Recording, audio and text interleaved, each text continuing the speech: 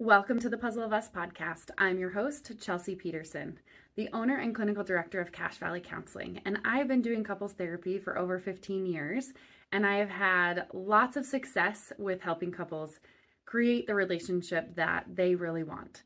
And I'm excited to talk to you. Part of this podcast is just wanting to share some little tidbits here and there, and today I'm gonna share a little bit about a book that I have recently discovered. It's been out for a few years and I used it a while ago and then have kind of forgotten about it, and then spring cleaning, doing some things, found it again, and thought I would share because it's a really good book written by a fantastic author. The book we're going to talk about today is called The 8 Date Books. It's by John Gottman. John Gottman is a leading expert in couples research, and he has done significant work in increasing the science of what we know about couples relationships and how to really make them work. I use a little bit of his work in my practice with couples. I think he gives really good basic kind of behavioral foundational principles to really talk about and to make sure are happening or not happening in your relationship. And I think that those are really great and really great guiding principles. And I primarily use EFT, emotion focused therapy, as I feel like it's a deeper rooted, really creates lasting change in relationships and really gets at the heart of what most of us really want in our relationship. And so primarily my work is with EFT, but I like to bring in some Gottman stuff every now and again because it is significant, and he's done a lot of really great work with that. So this book specifically is 8 dates that he has outlined as the essential conversations for couples to have. And I think it really gives our couples a lot of really great structure in being able to, what does a date look like? And if we're expecting to have a conversation, a deeper conversation, one that isn't about kids or all the things, but has kind of a structure to it, this book can be really, really helpful in helping couples do that. Stay focused on their date instead of, showing funny memes, or I don't even know what people do on dates these days, but, all the things that we talk about of like, oh yeah, I saw this. And then, you go scrolling through Facebook or social media or, any YouTube or whatever of like, oh yeah, I saw this funny video, and then that's what your date ends up being. And I think this can be really helpful in helping couples stay really focused in achieving kind of some deeper conversations. So that's why I suggest it to couples, particularly those who do a little bit better with structure, so that each date goes through like where you would go, what you would do. One of them, for example, is like take a picnic and go to a place that has like an overlook. And have the picnic or sit in a car or do something that is in an overlook that's like overlooking, here in Cache Valley, we have lots of places that have an overlook. If you're listening to this and you don't live in Cache Valley, you might not be as fortunate, and that's okay, but find kind of a high point that can give you kind of an overview of some sort, whether that's overlooking a lake or overlooking a valley of some sort or a field or open spaces, is really kind of, I think, more of less distractions, and a little bit more of an overview that can be really helpful for couples. So each date goes through that and has kind of some different ideas for you to do. So it essentially plans your date for you, other than, setting the date and actually making it happen. So he really tries to make it really simple for couples, which I really appreciate and like. But I think these 8 essential conversations that he talks about really are a very good foundation for making sure that we're still on the same page. Oftentimes as couples get married and people go through, life, things change, and we are not the same people we were when we first got married, and continue to have those conversations, of those deeper conversations that sometimes are a lot easier to have earlier on in our relationship. And so he goes through and he provides like a whole list of questions to ask and things like that. So we're going to go through each one of the dates very, very, very, very briefly. Again, the book is available anywhere you can get a book. Amazon is usually my preference because it gets delivered right to me. But you can get it anywhere you can get a book mostly. So check it, Amazon's a great one. We can put the link in the show notes as well, so you can check it out as well. But I'm going to give a little brief overview of each date and what that might look like, and really think about this as ways to deepen your connection, deep clean your relationship by having these 8 essential conversations. And when was the last time you really had this type of conversation with your partner? Date 1 is called Love Maps. Love Maps is something that John Gottman and his research team and his wife is a part of that research team developed. And Love Maps is really just understanding each other's inner worlds and preferences, right? Like, what do you like? What do you prefer? Do you prefer me to scratch your back? Do you prefer me to do, love languages kind of come into play here as well. So acts of service. Do you like quality time together? Like, what are your preferences? Would you rather be adventuring together? Just kind of getting to know those like inner workings and preferences of yourself and your partner. And again, you may have had these conversations early on in your relationship, and there is a very good chance that they have changed. And so having these conversations on a continual basis is not a bad idea. But the first date is just really understanding, discussing, discovering, enjoying each other's love maps, understanding, oh, I like it this way, but you like it that way. So just getting to really hone in on your preferences and your partner's preferences. When you're having these conversations, it's really important to do active listening, right? Active listening is a pretty basic skill that many people have heard of. But oftentimes people aren't super great at it, right? Someone will get talking and they'll be like, oh yeah, have you heard about this? And then their partner cuts them off and says, well, yeah, but like, have you thought about it this way? Or I think it's this way. And then we talk over each other and we don't really empathically respond to each other. And we really want to make sure in all of these dates and in all of these conversations, particularly where we're sharing kind of our inner worlds and our inner preferences and things that, are kind of a little bit more maybe sacred, they can be, we want to make sure that that's done with care. Date 2 is Fondness and Admiration date. It emphasizes on expressing appreciation and admiration for each other, right? Sometimes we get in the rut of doing that and we get into expectations and it's like, yeah, it's just expected that you take the garbage out on Tuesday nights. Like, that's your thing, right? But we don't necessarily say thank you, or we don't say, maybe we notice, our partner doing something really great with our kids and we don't say thanks, or we're not grateful to them, or we don't do a good job expressing it. And so this date specifically focuses on being able to share appreciation and admiration for each other. What do you love about each other? What do you notice about your partner? What feels, what do you notice? Maybe it's even little things like, how do you see their interactions happening with people? How do you see them taking care of you, the house, kids, themselves, right? And just taking a minute, taking a date, taking time to really share that admiration can be really, really powerful and a really great date. So again, another thing, like sometimes little thank you notes, these dates are really great places to express that. But then there's also like, how do you keep that going, right? And an idea or an example is you're just putting sticky notes in, on their car, in their car as they're going to drive to work the next day, putting a sticky note on the car to say, just thinking of you. Thanks so much for all you do for us. Love you. Right.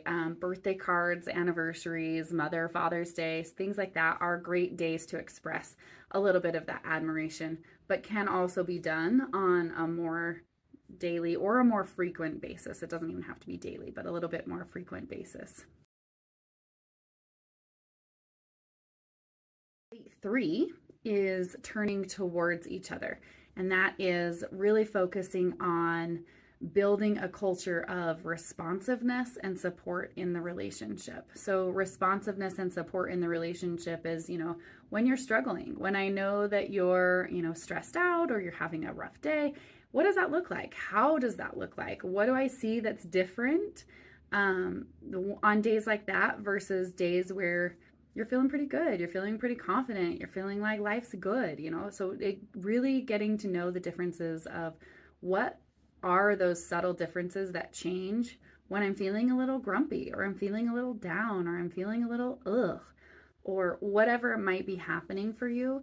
And taking this time, this date number 3, if you're following the book and the protocol as Dr. John Gottman suggests, this date just really, again, enhances that understanding of how do I respond to you better, particularly on days when you might need that responsiveness just a little bit more than on those days that I can kind of do it myself. Another kind of point to this is also being able to, if your partner is the first one that you want to call when something great happens, do it. And how do I do that more often? And how do I keep that? How do I continue to do that?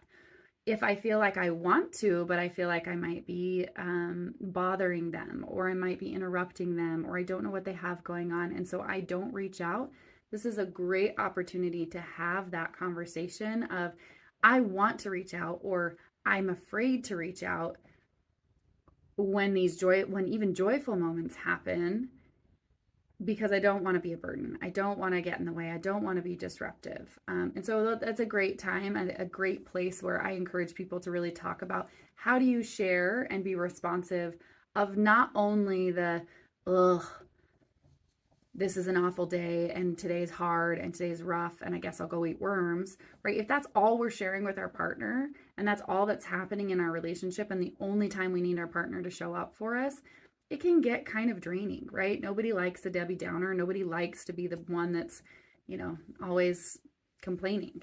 And so being able to share in those triumphs and in those joys can be really an important part of that conversation as well. So making sure that you're taking time to talk about both the stresses and the joys, and how, what do I want in my partner? How do I want my partner to respond to me? When I'm having a joyful moment, if my partner's like, well, yeah, that you should be happy about that, right? That's not really helping me feel joy. How do I want them to respond? Maybe I want them to do backflips and say, yay, again, unrealistic, but if that's what I want, can we talk about it and find some version of like, what, when I'm really feeling really happy, I would love for you to be like, hey, good job. Period. End of sentence, right? And find ways to feel that joy together. And the more you can do that, the more you can, again, be responsive to each other's needs, and particularly emotional needs. So date number 4 is the dreams and goals conversation.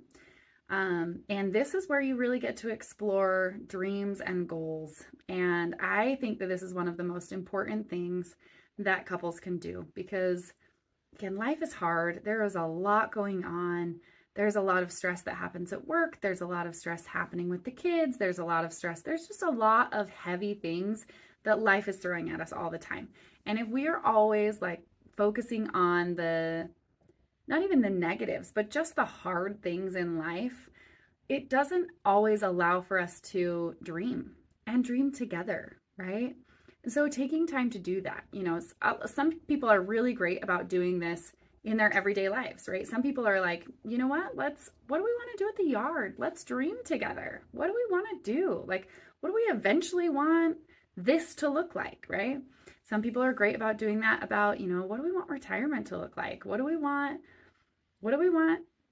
our kids, how soon do we want our kids out of the house? Are we kicking them out at 18, or, we wait until they're 25, right? Like, some people just don't allow themselves to really dream of the next day or next week or next year or in a few years, retirement, what things could eventually look like, because they're so stressed and focused on just getting through today. And so these dates can be, particularly this date number 4 of talking about goals and dreams and aspirations together as a couple, can be really, really helpful in keeping some excitement, energy, motivation, things in your relationship that aren't all blah all the time. Setting shared goals and values, right? This can be really helpful in like a with financial goals. Lots of couples have financial goals, but don't particularly set, okay, by the end of this month, we want to particularly have like X amount of money in savings, or we want to, sometimes people make financial goals sort of a game of like, how little money can we spend? Bare minimum, can we make it a game? So that could be a way of sort of setting a goal together, particularly in the financial realm of things, but also just in lots of things in life. When you're setting a goal and you're thinking about dreams and aspirations, how do we do that together? Because each of you have individual goals. I have a goal of one day climbing the Grand Teton. My husband doesn't necessarily share the same goal. He would love to, but if he never did it, he'd be okay, right? But he has other goals of hunting mountain goats and doing those sort of things, which I would love to go with him, but it's not a goal and a dream of mine. And so sharing in that and also being able to support each other, right, can be really helpful in those things. And again, I just shared big goals and dreams, but it could be as like, I want to work less next month. I want to go on this vacation. I want to spend more time together as a family. I want to have more, financial freedom. I want to have more time freedom. Those can also be goals that you're working on together as a relationship as well. And we want to have more family dinners together, whatever it might be. I'm giving lots of examples. And you got to figure out what's important to you and your relationship and talk about it. And date number 4 is a great time to be able to do that.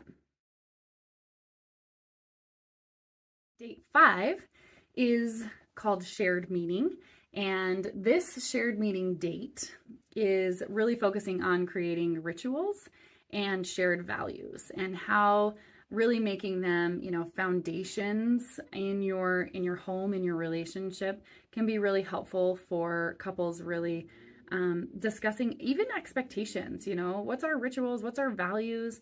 If I get asked to go to lunch with a colleague who is a male colleague, am I going?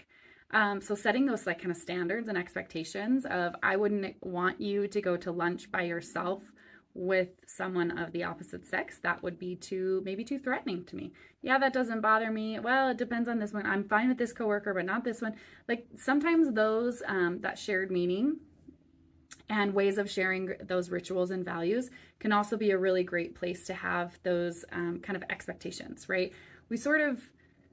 Oftentimes I find couples have these kind of shared expectations, but they don't actually, they're implicit, right? We don't make them explicit.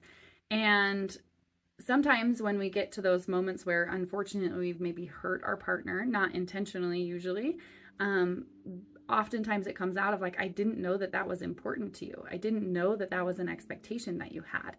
I didn't know that you would be uncomfortable with me, going on a walk with a female colleague at work. Whatever the expectation is, this shared meaning date can be a really great space to go over those.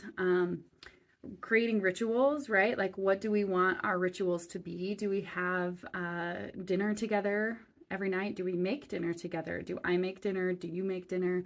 Do we make it together? Do we sit down and eat together? Do we share a morning coffee together? Like whatever those kind of rituals are, but talking about what are our rituals. There are some couples who religiously go on a date night every Friday night. It does not matter if their kids have things, whatever, they are always on a date on Friday night. That's part of their ritual. Some other couples, that's not as important to them. And so those things can be really helpful in being able to identify what are the rituals that we want to do together as a couple and what are our shared values. And it also helps create even things around traditions. Traditions come and go, and hopefully, they become a tradition and they stay, right? But they also transition and morph a little bit as well. And so talking about, especially at the beginning, you're blending, either blended families or even a couple starting out, you come from two different households who have maybe similar traditions, but not the same traditions, and talking about what do we want our traditions to look like? This is what we do every Thanksgiving. This is what it looks like. This is what Easter looks like at our house. This is what, whether it be around holidays or even traditional things of like, it's really important that I want to make the tradition of having a picnic underneath the stars at least once a summer. Whatever it is, there are so many different types of traditions, things that are important to you. Could be around religious context, could be around holidays, could be around just because. But finding out which ones are really important to you and creating them and then making them happen. Date number 6 is always a fun date, and one that I highly encourage couples to spend some time talking about, but actually talking about conflict. Not going on a date to be in conflict, but to talk about a date talking about conflict. There is a different feeling of like we are in conflict as like we're learning how to manage conflict. And this date number 6, this conflict date, is really about focusing on when we are in conflict, how do we manage it differently? I hate it when my partner walks away from me when we're in the middle of a fight. I hate it. But sometimes walking away and pausing for a moment, gathering our senses, can be the best thing for us. So maybe that's what we need. Maybe we say, okay, we're taking a time out. I'm coming back to this in 5 minutes. Hey, we're taking a time out. Let me know when you're ready to talk about it. That's just one example, right? There's lots of ways to talk about managing conflict and really doing conflict differently so that it doesn't become so disruptive in your relationship. Again, this is where EFT is a little bit different, really understanding your cycle. If you do know your cycle, if you are aware of these emotionally heated moments or these emotionally charged moments, if you can get really good about why are they happening? What's happening in them? What's the purpose? What's the function? If you've worked with an EFT therapist and know how to manage that, this is a fantastic way to continue to explore your cycle. But really talking about, how do we communicate in those moments? How do we compromise? What did you learn from your parents? What did I learn from my parents? How's it been going, right? So a lot of times couples have these conversations early on, or they just kind of naturally happen, or they don't happen at all. And we just sort of go through life and it's like, well, this is just what happens when we get in conflict. And talking about conflict can really help you be able to predict it, to be able to pause it, to be able to slow it down so that it feels far less chaotic when it actually does happen. Great. It's a great date to go on, and it's a great time that you could probably spend multiple date nights talking about that one thing. And that goes for many of them. Number 7 is sex and intimacy. It is kind of crazy and kind of scary to me every time I have a conversation with a couple about how often they talk about sex. Not how often they have sex, but how often do they talk about sex? Almost always the answer that I get is never. We don't talk about it. It just is something that happens or doesn't happen in our relationship. But we don't talk about it. We don't talk about what I like. How do I foster physical intimacy in our relationship? What do I need? And it's heartbreaking because most people, not most, half of our population, and I'm going to stereotype here for a second and say men typically feel closer to their partner when intimacy is happening, when sexual intimacy is happening. And through touch, right? It doesn't necessarily even have to be through sex, but through some sort of physical intimacy is when they feel closer to their partner. And we don't talk about it. Culturally, it has not been socially acceptable to talk about it. It's been hush hush. Oftentimes people don't even see back in, 50s and 60s, you never even saw a woman's, she always had stocking feet on. You never saw her bare legs because that was just the culture, right? And so we've come a long way since then. But our culture still isn't very great about talking about sex, talking about intimacy, talking about what helps me feel physically close to you and open to having you physically respond to me. What do I like, right? Some people it can feel kind of sticky because sometimes it feels like, oh, I'm doing this to get you off my back. But is there also a way that we can show up for our partner and do it because I'm doing the dishes, not because I want to do the dishes, right? I'm giving you a neck rub, not because I want to give you a neck rub, but because ultimately I know that it's easing your burden, that it's helping you feel connected, right? And so oftentimes I like to use those examples of, well, does anybody really like to, show up emotionally for another person? I mean, I like to, but I'm a therapist, so it's kind of weird. I might be weird that way, but a lot of times people feel closer emotionally to their partner through like tasks and behavioral things. And those become socially acceptable to talk about. I need you to take out the laundry or do the laundry. I need you to take out the trash. I need you to do these chores that are going to help me show me that you love me, that you care about me, that you're thinking about me. But then when it's asked in a physical sense of like, I need you to give me a back rub my feet, hold me, give me a kiss when I come in the room. Sometimes, somehow, for many people, that feels forced, or they feel like they're forcing that on someone else. And I don't want to be labeled as being forceful, particularly when it comes to sex, right? I don't want you to feel uncomfortable. And so therefore they never get to express their needs. And so this sex and intimacy date number 7, is a really important date to start talking about physical intimacy and physical touch and sexuality and what you need in your relationship. It's vital, and people are not talking about it enough. So go do it. If you do nothing else but date 7, you've had a successful date. The last date he talks about is date 8 is trust.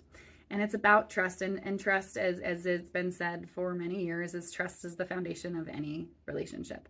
And it's very true. If you don't trust a person, if you don't feel safe with a person, there is so much about your relationship that is just not going to work, or it's not going to feel comfortable. You are not going to feel safe and comfortable and wanted and loved and desired and like you belong unless I feel like I can trust that person. And so trust comes back to, it really comes back to how do you build trust? Building and maintaining trust through what? Honesty, reliability, integrity. What does that mean? What does that mean in our relationship? What does that mean that I can trust you? And how does that happen? Right? Think back. One of the examples in the book talks about how did you learn how to trust somebody? How did you learn how to not trust somebody? What are some examples and experiences where you had that trust broken? And being able to share those experiences with your partner can be really helpful in helping to even just start to find a foundation of, what does trust look like in our relationship? What are the things that can happen or do happen? Or that I really need to make sure that I'm doing so that we can continue to build trust in our relationship. Again, that trust is a huge, huge piece. And again, when was the last time you had a conversation about what helps me trust you? What helps me feel like I can trust you, not just with, tasks or things like that, but that you really, you got my back. You're my number one. You're going to be there for me. You're not going to throw me under the bus. Are there areas that I don't feel like I can trust you? Talking about those. Oftentimes, again, finances can be one that people have a hard time trusting. Family, right? Like it can feel like sometimes, you're always going to choose your family of origin, your mom, your dad, your siblings over me. That's a common one. And being able to talk about it of how I don't feel like I can trust you in those moments, and here's why. Having those open dialogue conversations are very important. And again, as I said at the beginning of this, making sure that any date that you're going on, any deeper conversation like this that you are having, you are doing active listening in that. You are curiously responding to your partner instead of like, oh yeah, I know that. Tell me more about that.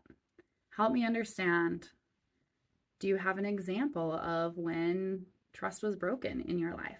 These types of conversations have to be approached with curiosity and from an emotional space of non-judgment, and being able to really be there for your partner and show up emotionally.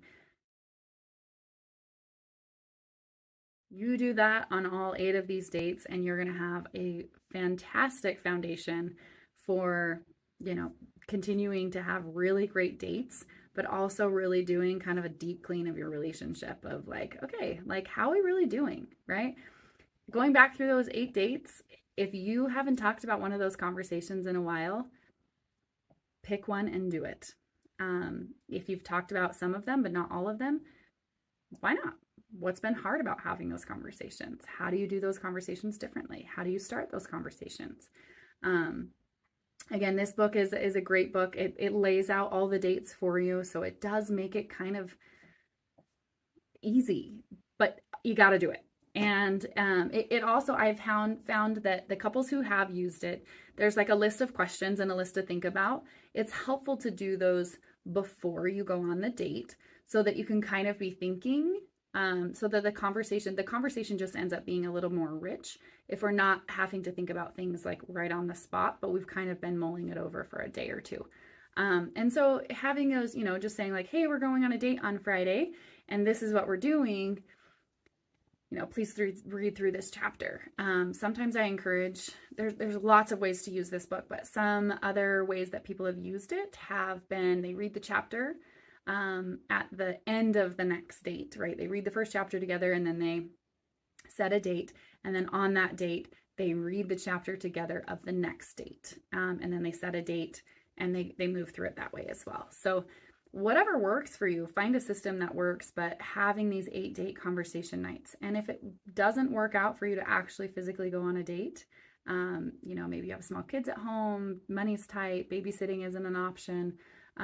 Having these dates, setting up specific times where you set aside time to have each of these conversations is really important. So, again, the book is The 8 Dates by Gottman, and it's fantastic in helping really create a close connection and really take a look at what areas of your relationship might need a little bit of work, and really gives a good overview of different areas that could use some deep cleaning in relationships. Again, thank you for listening. I appreciate you listening, tuning in, and for the space to be able to provide information that can hopefully help you connect better with your partner and will help you have a better, safer, more secure connection with your partner. That's what this podcast is all about, and I hope you will continue listening. Thanks for listening to the podcast, The Puzzle of Us. We'll catch you next time.